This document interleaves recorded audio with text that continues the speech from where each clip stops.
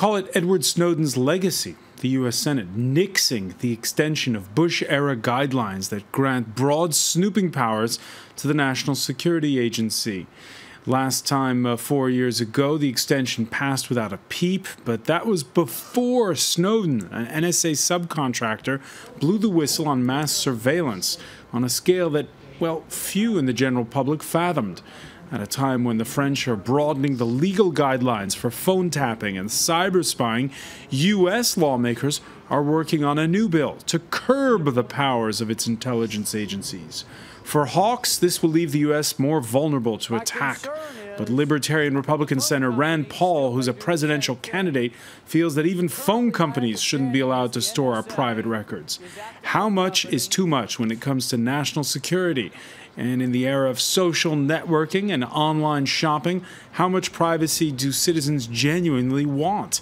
Today in the France24 debate, access denied for the NSA. With us to talk about it, Zachary Miller, producer of the upcoming documentary Countermeasures Unveiling the Global Surveillance State. Welcome back. When is it out? When's the documentary out? We're still working on it, so it won't be out till next year. Next year, okay. Right. We'll be checking for it. Fabrice Epelboin, who teaches, I always love saying this, information warfare at the French Political Science Institute, Sciences Po. Pleasure to have you back, sir. Joining us from Syracuse, New York, he's a former senior official at the U.S. Department of Homeland Security. Nathan Sales teaches national security law at Syracuse University Law School. Pleasure to have you, sir. Bonjour, thank you. And here as well, political commentator and blogger Jean-Pierre Larochelle. Nice to see you. Nice to see you. The France24 debate, where you can join the conversation on Facebook and Twitter, our hashtag F24debate. It is the 1st of June, first day of the calendar month, no deal in the Senate. And so, while a new bill makes its way through Congress, the big ears of the NSA have ground to a halt, shut after years of a mass surveillance program that dates back to 2001 and the September 11th attack, a state of suspended animation for intelligence gathering. Kathy Clifford has more. The NSA has begun switching off equipment that has until now tracked calls across the US after lawmakers failed to avoid a lapse of parts of the Patriot Act, including the telephone surveillance program. Softened legislation known as the USA Freedom Act had been due to replace it, but has been stuck in the Senate. A majority of lawmakers voted for the new act on Sunday. However, Republican Senator Rand Paul threw a spanner in the works by objecting. It means the bill won't have its final passage until at least Tuesday, and that services involved will lapse until then. The bill will ultimately pass. I think the bill may be replacing one form of bulk collection with another, but the government, after this bill passes, will no longer collect your phone records. 196. My concern is that the phone companies still may do the same thing. The bulk telephone records program revealed to the world by Edward Snowden collected data from citizens across the US, including dialed numbers and the time and length of calls. However, officials say never the content. The Freedom Act would replace this with a more targeted program. Washington called on the Senate to ensure the lapse is as short-lived as possible.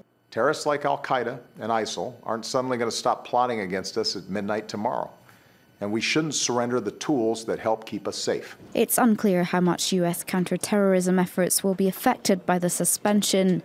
Some experts say that U.S. intelligence and authorities have enough other powerful tools to track suspicious characters. Other key parts of the Patriot Act remain, such as PRISM, which allows the NSA to collect online user data. Nathan Sales, it's a bit of a surprising twist what we've seen. What do you think of this state of limbo for intelligence gathering in Washington? Well, as President Obama said, I hope it's a state of limbo that is of short duration. The threat continues to exist, and I think it's unfortunate that various factions in Washington are engaging in brinkmanship that results in the lapse of necessary authorities. Because what has happened is not just the sunset of the controversial NSA metadata program. The Senate and the House's failure to enact extending legislation has also called into question unrelated pieces of legislation in the Patriot Act that allow for investigators to track terrorists when they change their cell phones, and that allows for surveillance of lone wolf terrorists. It's a shame that these vital tools have been caught up in the controversy surrounding the metadata program. So there is a security risk right now. I believe there is. Do you agree with that, Zachary Miller? Is there a security risk right now in the United States? Not at all. And interviewed on one of the talk shows last night was Richard Clark, who also agreed that there wasn't any.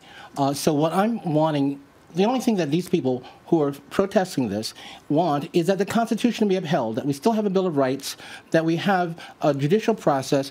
Any terrorist or suspected terrorist can still have this roving phone be surveyed by simply asking a judge.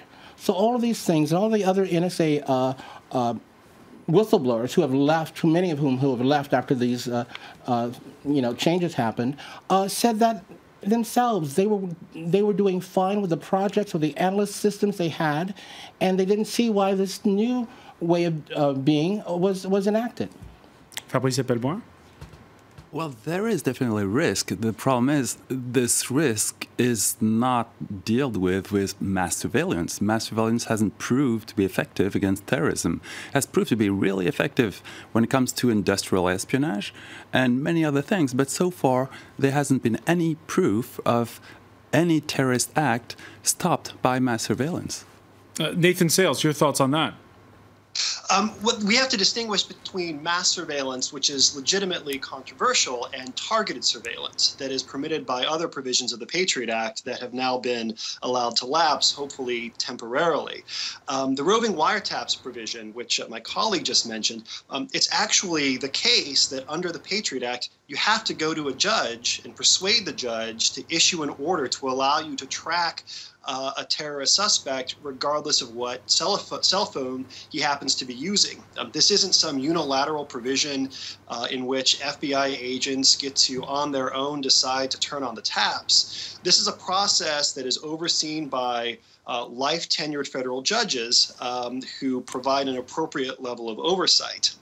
The elimination of that provision ensures that counterterrorism investigators lack a tool that ordinary criminal investigators have. And if we should be able to use roving wiretaps to investigate somebody like a mob boss or a drug kingpin, then surely the same authorities ought to be available to investigate ISIL or Al-Qaeda. All right. That question of the judges who deliver those warrants, and it's all done in secret, has some of our viewers doubtful, because it all takes place under strict security clearance. Congressional hearings happen behind closed doors. Here's one tweet: the government says 50 terror plots have been thwarted since NSA surveillance.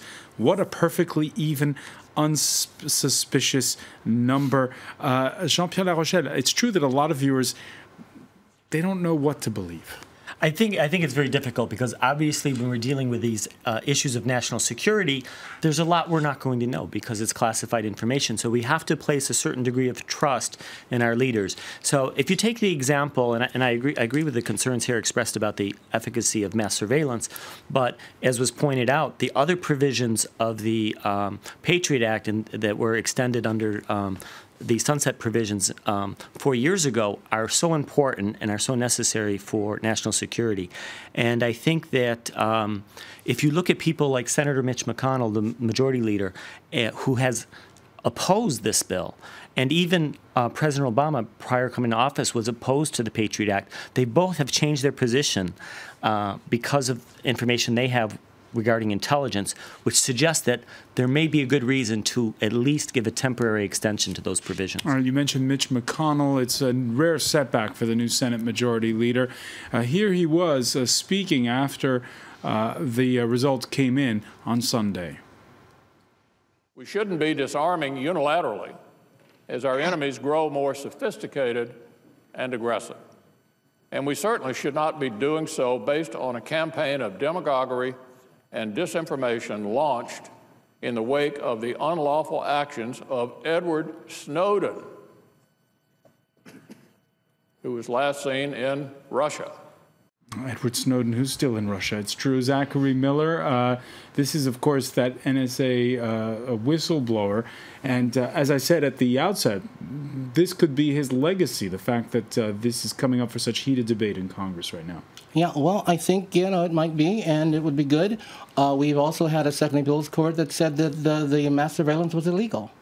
And we've also seen our head of national intelligence lie to Congress in a committee that was broadcast on C-SPAN.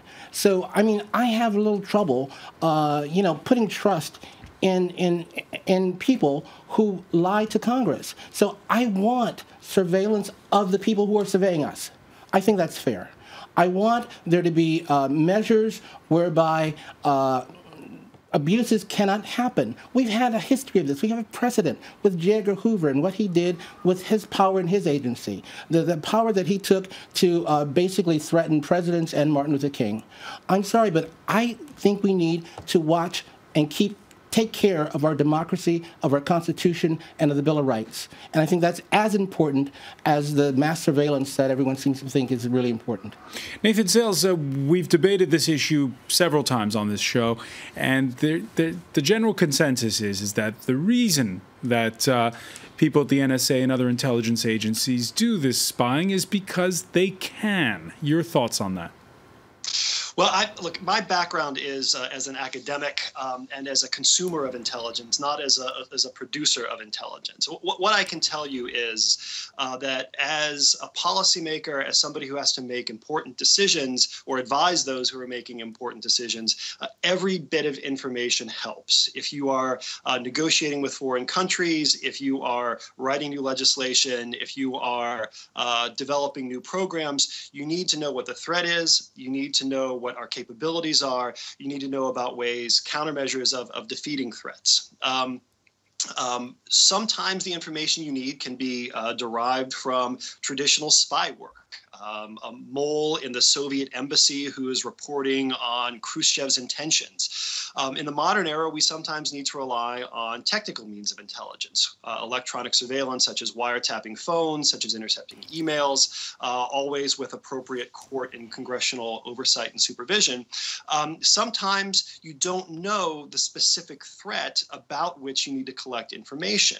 You know that there's a threat out there. And you know that those who are participating in the threat will conform to certain patterns. They may have traveled to Syria.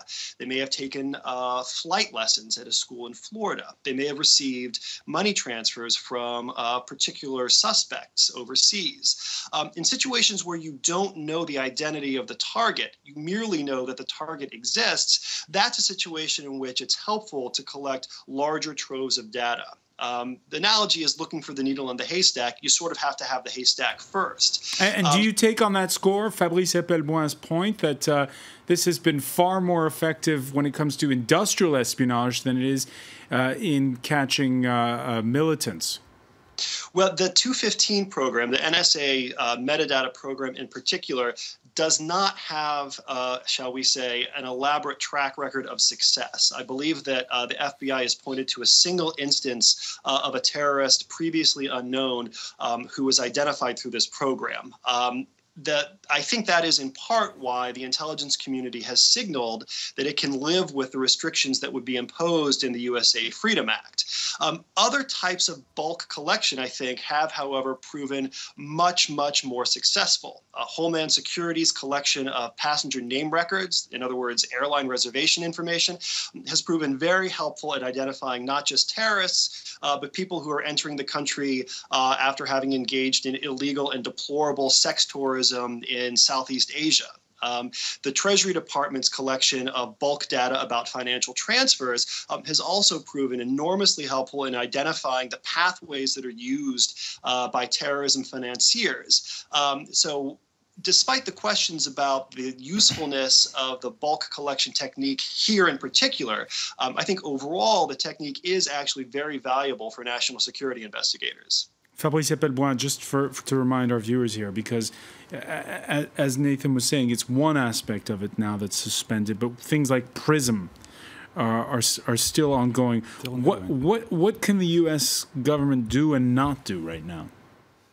It's pretty unclear because part of what is being done by the NSA is illegal. And they don't really care whether it's legal or not. It's the same for our Secret Service in France. We are actually in the process of passing a law equivalent to the Patriot Act, except for the Guantanamo part.